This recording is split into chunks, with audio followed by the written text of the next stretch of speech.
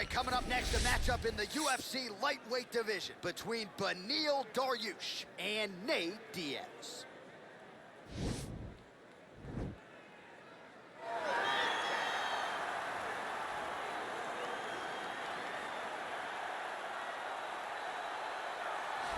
Well, enjoy him while he's here, folks, because you never know if this will be the last time we see Nate Diaz in the UFC with a fan base really as big as any fighter in the sport.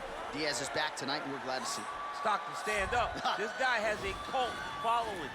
He is one of the most interesting guys in the UFC because he has this sense that he really doesn't care to be here, but he also doesn't feel as comfortable anywhere but in the octagon. So it's a love-hate relationship with fighting for Nate Diaz. When he's happiest, when he's best, he's fighting in the UFC, a guy that boxes. Unbelievable, but I think it's the attitude of Nate Diaz that has made him into one of the biggest stars that we've ever seen in the octagon. He had a couple of life-changing paydays against Conor McGregor, the win at UFC 196, the majority decision loss at UFC 202. Which to this day he says he won, right? He thinks he won that fight. But one thing goes without saying, and I'll say it anyway, when Nate Diaz fights, the world is watching, and that is the case yet again here tonight. Well, this guy has truly made the takedown a thing of beauty in mixed martial arts. With respect to yourself and George St. Pierre and the truly great takedown artists, this guy's closing the gap and entering that company in the eyes of many. Oh, absolutely, because he's done such a great job of timing takedowns. I haven't seen anyone so good at slipping a jab into a takedown since George St. Pierre. Right. He does a phenomenal job of getting from step one to step two before his opponent even realizes now he's in on my leg. And if they do get their hips back, immediately he's up into a foot sweep or a headlock or an inside trip. It's just so many different ways for him to get you to the floor that he will throw every single one at you every single time. And a lot of fighters talk about that wrestling maintenance and how hard it is, right, over the course of a career to continue to drill those things. He talks a lot about that, and that's why he's continued to realize success here in the UFC. Ladies and gentlemen, this fight is 3 rounds in the UFC lightweight division. Introducing first, fighting out of the blue corner, a jiu-jitsu fighter holding a professional record of 22 wins, 13 losses.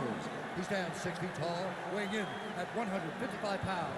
Fighting out of Stockton, California, he is an Ultimate Fighter season winner, Nate Diaz!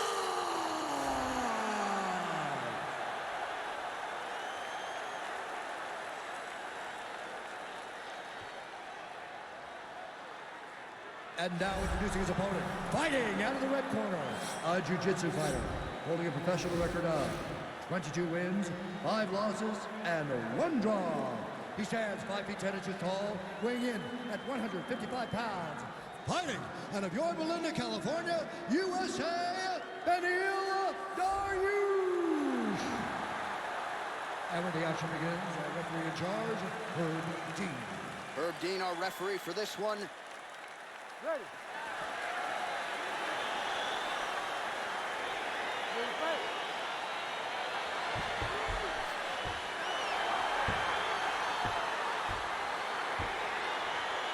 All right, folks, fasten your seatbelts. This could end up being a very technical, very entertaining fight. I'm surprised they didn't bring out the keys for this matchup.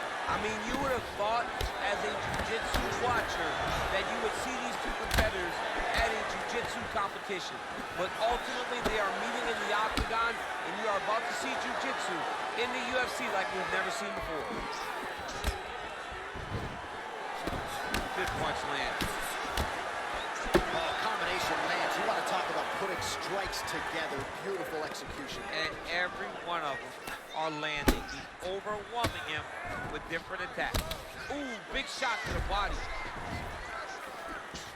Dariush's kick to the body, that one blocked by the defense. And a nice job to stick with it there to complete the takedown. Oh, nice. Oh, what a beautiful counter to the guillotine there. Gets side mount, and now maybe the Von Flute choke will be there. Oven St. Prune has got to like that transition there.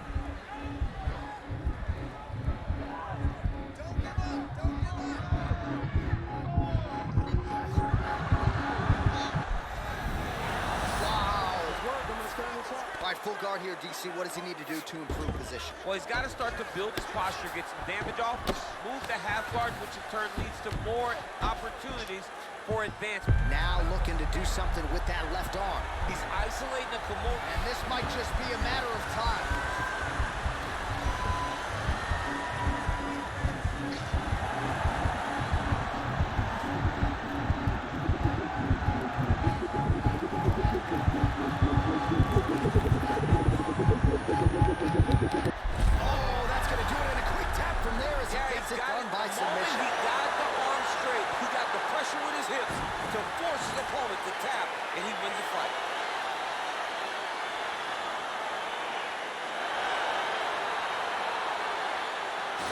Let's take a look back at the replay as he gets it done by submission tonight, champ. I mean, you know, this guy has such a great submission game that you cannot lay in his guard. He's so skilled, he's so tricky, and he's so good at weaving a web that gets you lost in it that he made him pay for it tonight and got the submission victory.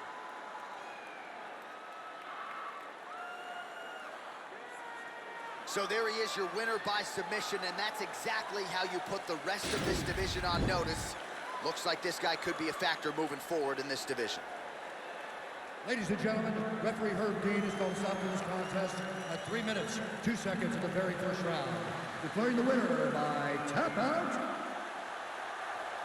Beneil Dariush.